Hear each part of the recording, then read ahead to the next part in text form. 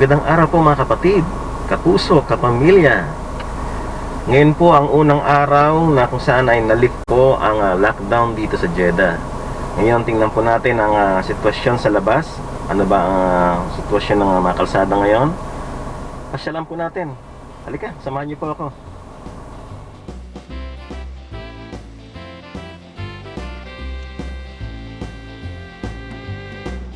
Usually po pag ganitong oras ay mas marami po ang mga nakaparadang sasakyan dito sa looban.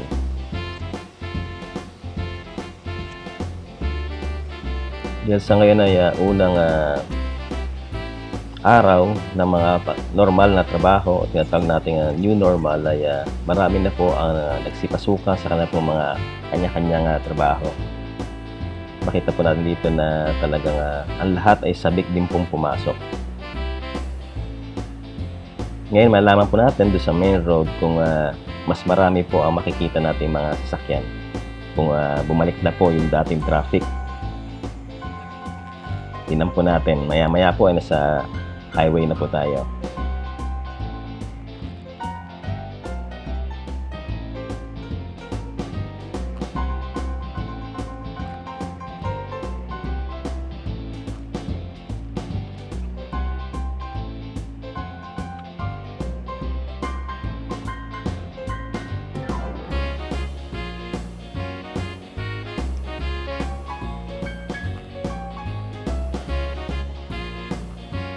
Bali, ang gamit ko po rito yung camera ko, yung dashcam. Kinabit ko lamang po rito. Medyo hindi nga po maayos ang pagkakabit Kaya medyo napansin niyo po na maalog. Pag konting lubak lamang po ay magalaw po masyado ang video natin. So ngayon po ay nasa main road na po tayo. Ito po yung Medina Road dito sa Jeddah. So makita niyo po rito na medyo dumarami na po ang mga sasakyan na nagbabiyahe. Pero usually po, pag mga during peak hours, mga pasukan, alas 7 ng umaga hanggang alas 8 ng umaga ay halos puno po rito. At hindi po tayo makasingit dito. Parang Pilipinas din po dito. Pero ngayon dahil unang araw ay medyo magaan pa po.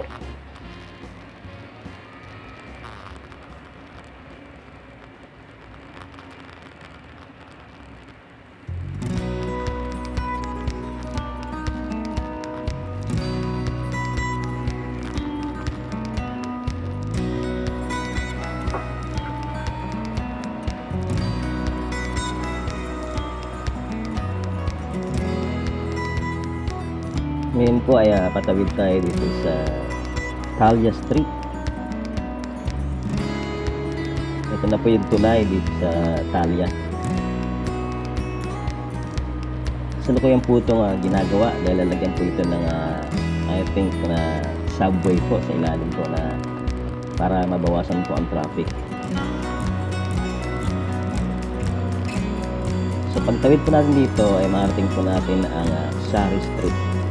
Usually po pag during ng lockdown ay may mga checkpoints po dito. Nakaharang po rito yung mga pulis, isa-isa po sila-check ng mga sasakyan po rito. Pero kung meron po naman kayo mga permits ay inaalaw naman po na kayo ay papas o makadaan dito sa mga kalsada rito.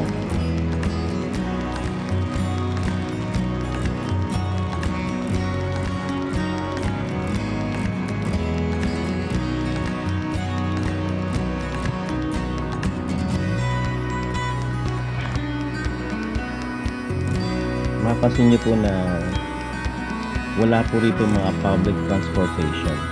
Pero allowed na po rito yung mga sasakyan tulad po ng taxi. Pero yung mga buses po ay parang wala pa po ako nakikita. Medyo kontrolado pa rin po. Tsaka makikita natin dito na hindi po gaanong matao. Kaya bihira naman po may taxi. Pero allowed na po sila magbiyahe. Dito po sa Medina Road, ito po yung way patungo sa airport po. Diretso yung lamang po ito, makarating na po tayo ng Jeddah International Airport. Napakalaki po ng airport na to.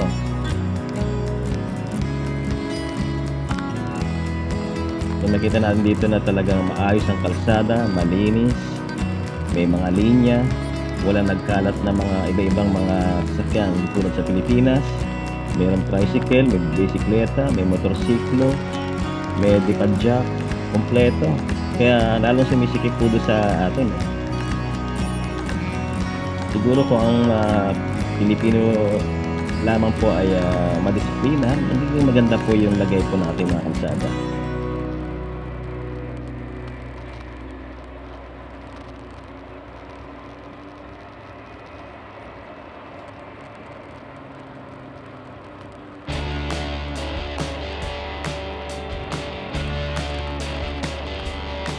Doon po tayo sa baba ng tulay, tayo mag-U-turn para tingnan naman natin yung ibang lugar. Ito na po yung Medina Corner, Hera. So nag-turn around po tayo. Then mamaya kaliwa po tayo, kakanan pala po tayo papunta naman sa Latarchi.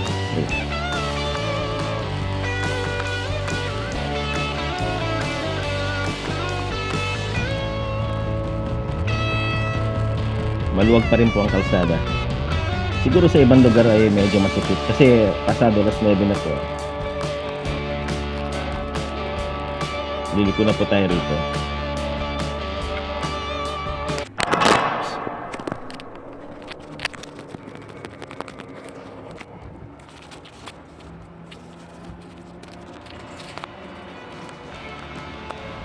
Yan po, medyo naglag po yung ating camera at mabuti naman i-break naman natin kaagad kaya maayos naman po ulit yun. Ngayon mas secure na po siya kasi wala na po yung kanyang galaw. Kanina po napansin ko na medyo magalaw na kaya kita po natin na hindi maganda yung unang video natin. So ngayon to medyo stable na po o stabilized.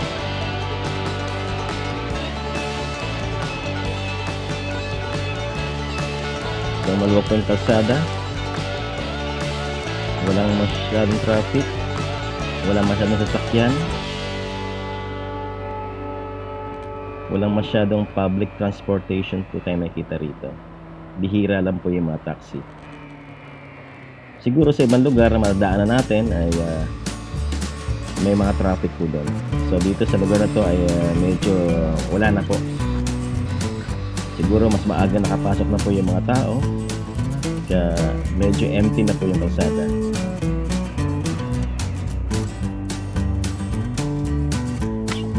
Ito po yung looban. Nakita nyo sa looban ay konti na lang po mga nakapark ng sasakyan. Ibig sabihin ay talagang karamihan ay pumasok na. Dati kasi pag dating ng araw ng Friday, pag pumunta ka dito sa mga loobang ito ay talagang punong-puno ito ng mga sasakyan. Kasi lahat ay nasa bahay. Walang pasok kasi ang Friday dito.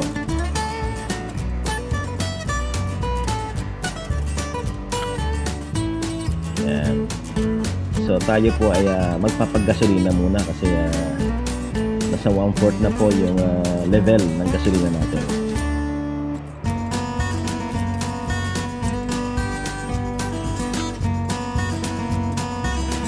Napakaluwag ng kalsada. Malinis. Walang kakalat-kalat.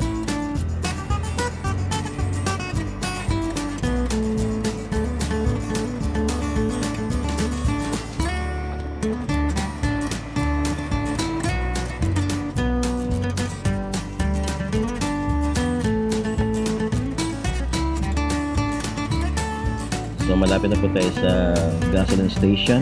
Paggasolina po tayo sandali. Yung 1 litro nga po pala rito ay 0.92 halala ang halaga. So nag-ano lang po ako ng 20 reals. Total lang 22.22 liters po lahat.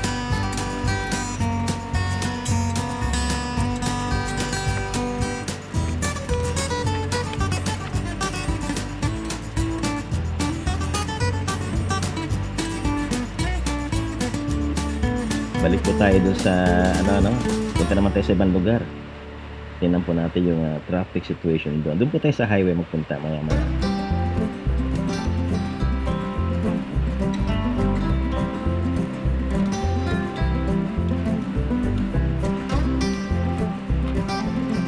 Ito po yung Butterdew Street. Lagi pong busy rito, lalo na pag sa hapon. Uwian po ng mga empleyado. Ito pong kalsadang ito, talagang punong-puno po ito ng mga sasakyan. So ngayon ay maluwag pa rin po. Kasi ano na po mga magto-10 na po ng umaga. So talagang expect ko na maluwag po ang kalsada sa ngayon.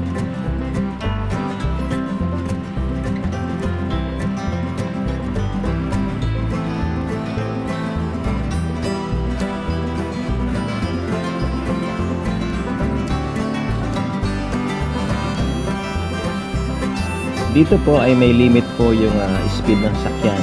Halos lahat po ng mga kalsada rito ay meron po nakaambang camera. Pag ikaw lumagpas sa limit ay talagang makukunan ka.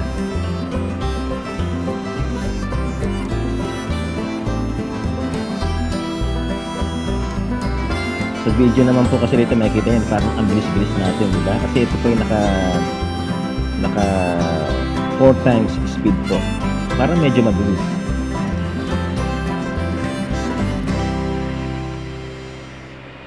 Yan, punta po tayo doon sa ilalim ng tulay. Mag-U-turn po tayo dyan.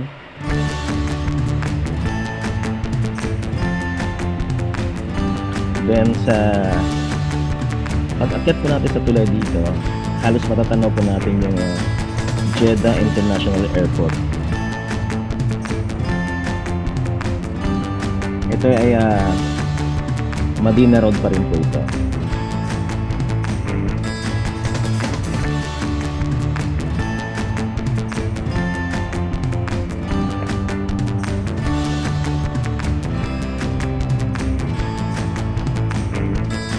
Napakaluwag ng kalsada, kahit doon sa service road po ay may kaluwagan pa rin po. Kaya nakaramdam ko yung mga drivers po rito ay maganda yung pakiramdam kasi hindi sila naiinip. Tuloy-tuloy ang kanilang biyahe.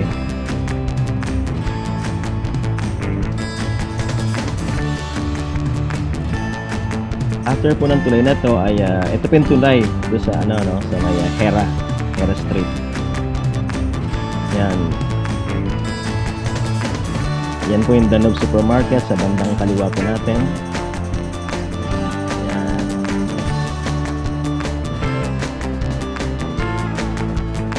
Yan dito sa susunod na tulay po ay halos matatanaw po natin yung Jeddah International Airport. Yan. Kaya tinan niyo po napakalapad ng kalsada kasi talagang pinalapad to dahil ito po yung busy street po, lalo sa normal na panahon. Yan po sa malayo po doon, medyo tanaw na po yung airport. Yan, bago po itong gawa itong tulay na ito.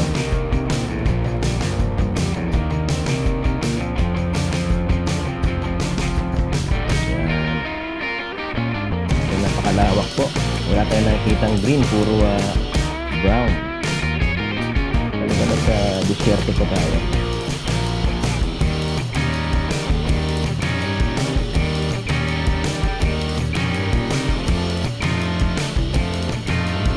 Medyo maluwag pa rin po yung kalsada kasi unang araw pa lamang. Siguro yung iba medyo nag-a-adjust pa kung sila ipapasok o hindi.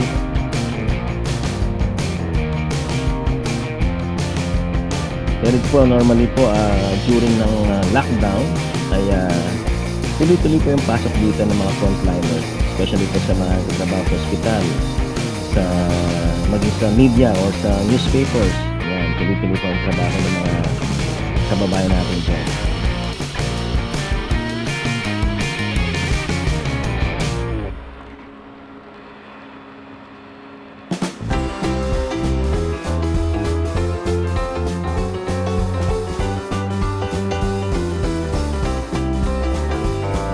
Ganda ng kalsada nila, malinis, walang kakalat-kalat.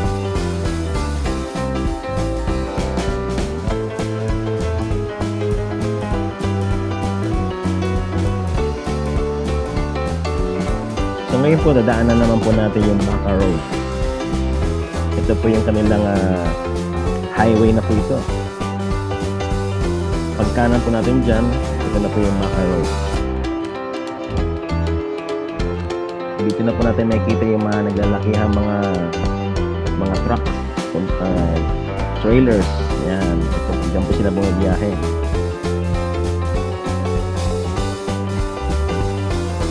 Dito po may mga camera po rito. Pag lumampas ka sa 100, ay sigurado meron kang may kuha ka rito.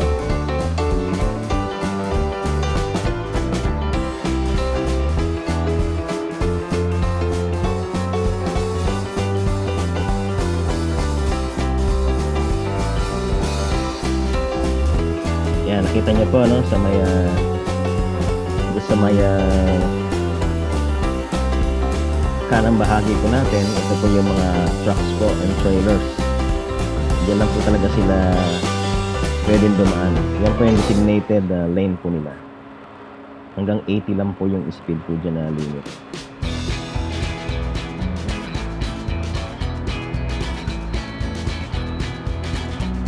Dito sa kinalalagyan ko, 90, 100, okay po yan dito.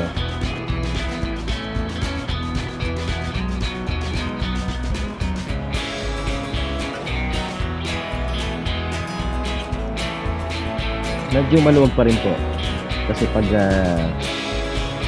yung panahon na wala pa pong lockdown ay talaga napaka-traffic po rito. Minsan nilabot ka rin ng isang oras dito bago makarating sa trabaho mo. Napakaraming truck na bumabiyahe dito, pero ngayon ay talagang maluwag. May kaluwagan pa rin. Ewan ko lamang po sa mga susunod na araw, siguro mga after 2 days o sa pangatlong araw, yan mas sisikip na po rito. Hindi katulad ng panahon ng lockdown, talagang halos wala ka makita sa sakyan dito, halos tanaw mo na yung dulo. Pero kahit gano'n na malugang kalsada, hindi ko pa rin pwedeng tumakbo na mabilis kasi sigurado makakunan ka ng camera dito.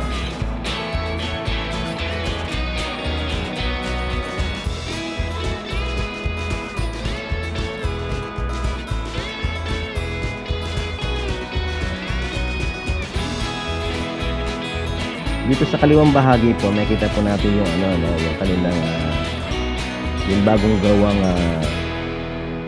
riles o yung railway nila.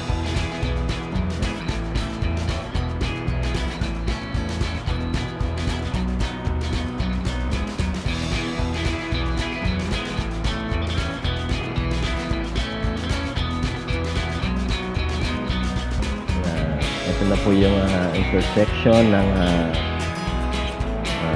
Talya intersection.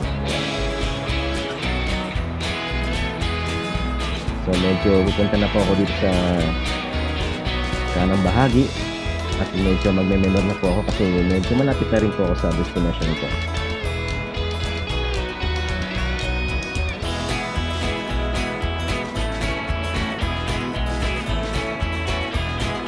Siyempre pag tayo kakaliwa o kanan, kinakailangan tayo nagme-menor at yung signal po natin dapat ay active po yan.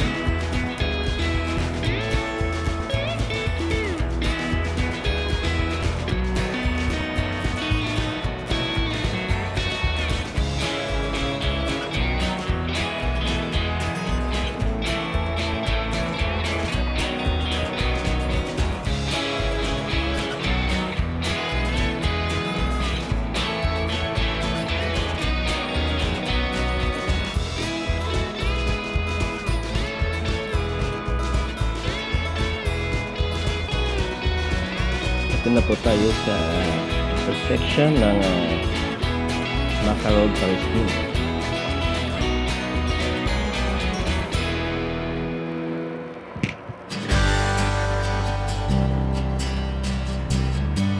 Nung wala pa pong lockdown na yung kalsadang ito ay talagang punong-puno ng sasakyan. Lalo sa umaga, maging sa hapon, lagi po itong napupunuan ng sasakyan. super busy po ang kalsadang ito. Pero sa ngayon, kaya wala pa po tayong nakitang ganyan. Napakaluwag pa po ng kalsada. Yung tinatak po natin, ito po yung kagagawa lamang po ng tulay. Meron po itong 2.4 2.5 kilometers na haba. Yan. Minsan umabot pa ng traffic dito sa ibabaw ng tulay. Usually naman po rito, itong side lang po ito sa traffic. Kabilang side po ay maluwag naman po kapag mga rush hours.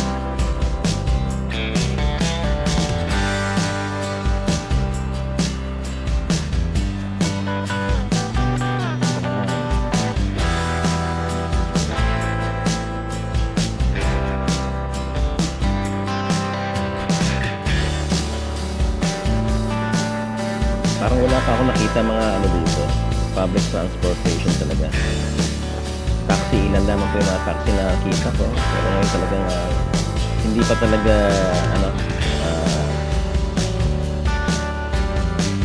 ibig sabihin na hindi pa talaga masikip yung unang araw na new normal. Sa kabila po, nakita pa natin yung service road na talagang na may na-build up na traffic na rin po.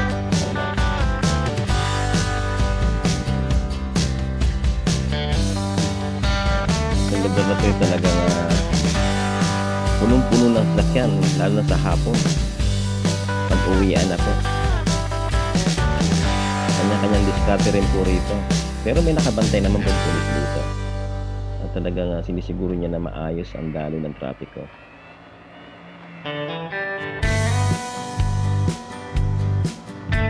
So malapit tayo matapos mga kabayan.